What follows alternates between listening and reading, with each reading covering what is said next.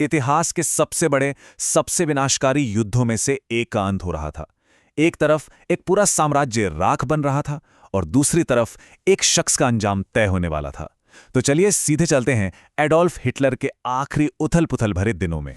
साल था 1945, महीना अप्रैल का। दूसरा विश्व युद्ध अपनी आखिरी दर्दनाक सांसें ले रहा था और यूरोप के ठीक बीच में उस वक्त का सबसे बेरहम साम्राज्य धू-धू करके जल रहा था। और इस पूरी तबाही को रचने वाला वो शख्स कहाँ था? तो हमारी कहानी शुरू होती है बर्लिन से, एक शहर जो कभी नाजी जर्मनी की शान हुआ करता था, लेकिन अब वो सिर्फ आग की लपटों और धुएं में डूबा हुआ था। जरा सोचिए, वही बर्लिन जो बस कुछ साल पहले तक हिटलर की ताकत का सबसे बड़ा प्रतीक था, उसकी आलीशान राजधानी अब जलते हुए खंडारों का एक नार्क बन चुका था। हालात कुछ ऐसे थे कि सोवियत तोपों की गड़गड़ाहट एक पल के लिए भी नहीं रुकती थी। दिन रात शहर पर बस मौत बरस रही थी। सड़कें वो तो मलबे की नदियां बन चुकी थीं और इस पूरी कयामत के ठीक नीचे जमीन से 8 मीटर की गहराई में फ्यूरर बंकर की मोटी कंक्रीट की दीवारों के पीछे जिंदगी सिमट कर रह गई थी। रेड आर्मी इतनी पास आ चुकी थी कि उनके हर तोप के धमाके से बंकर की वो मोटी मोटी दीवारें भी कांप उठती थी। शहर के खंडहरों के नीचे उस आदमी का पतन हो रहा था जिसने ये सब शुरू किया था। अब कहानी का फोकस उस तानाशाह पर है जो अब सिर्फ एक टूटा हुआ इंसान रह गया था। वो इंसान जो कभी अपनी एक आवाज पर लाखों लोगों को काबू कर लेता था, अब बंकर की परछाइयों में एक कांपता हुआ कमजोर आदमी था। 56 साल की उम्र में सालों की थकान, बीमारी और लगातार मिलती हार के बोझ तले वो पूरी तरह कुचल चुका था। उसका बायां हाथ लगातार कांपता रहता था और चाल भी लड़खड़ाने लगी थी। और उसके दिमाग का हकीकत से नाता टूट चुका था। इसका सबसे बड़ा सबूत यह था कि वो उन फौजी डिवीजनों को हुक्म दे रहा था जिनका वजूद महीनों पहले ही मिट चुका था।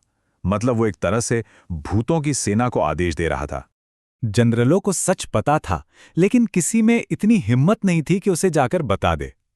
ये डर का एक ऐसा माहौल था, एक ऐसा बुलबुला जिसने उसे कड़वी सच्चाई से पूरी तरह दूर कर दिया था। जैसे जैसे दुश्मन की फौजें करीब आ रही थीं, आखिरी और सबसे गहरा वार अंदर से हुआ। ये वक्त था अंतिम विश्वासघात का। जरा उन झटकों की कल्पना कीजिए। पहले उसके सबसे वफादार लोग ही बर्लिन छोड़कर भाग गए। फिर सबसे बड़ा धोखा, हेनरिक हिमलर, उसका दाहिना हाथ, खुद दुश्मनों से सरेंडर की गुप्त बातचीत कर रहा था। और जैसे ये काफी ना हो, उसी दिन इटली से खबर आई उसका साथी मुसोलिनी मारा गया था। मुसोलिनी को सिर्फ मारा ही नहीं गया था, बल्कि उसकी लाश की सरेआम बेइज्जती की गई थी।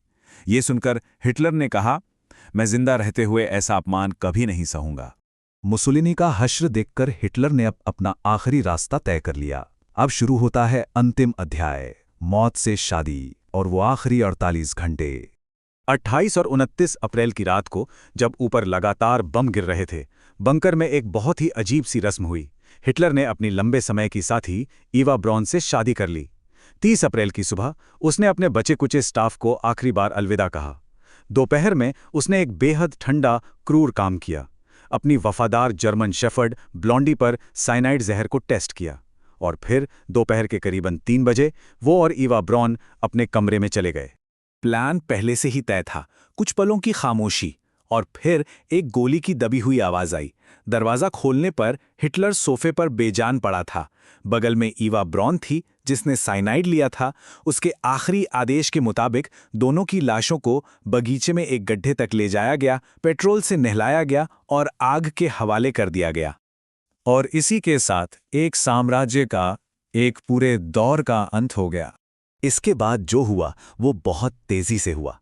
हिटलर की मौत के ठीक एक दिन बाद उसके सबसे कट्टर प्रचारक जोसेफ गोएबल्स ने एक ऐसा काम किया जिसकी कोई कल्पना भी नहीं कर सकता। अपने 6 मासूम बच्चों को जहर देने के बाद उसने और उसकी पत्नी ने भी आत्महत्या कर ली।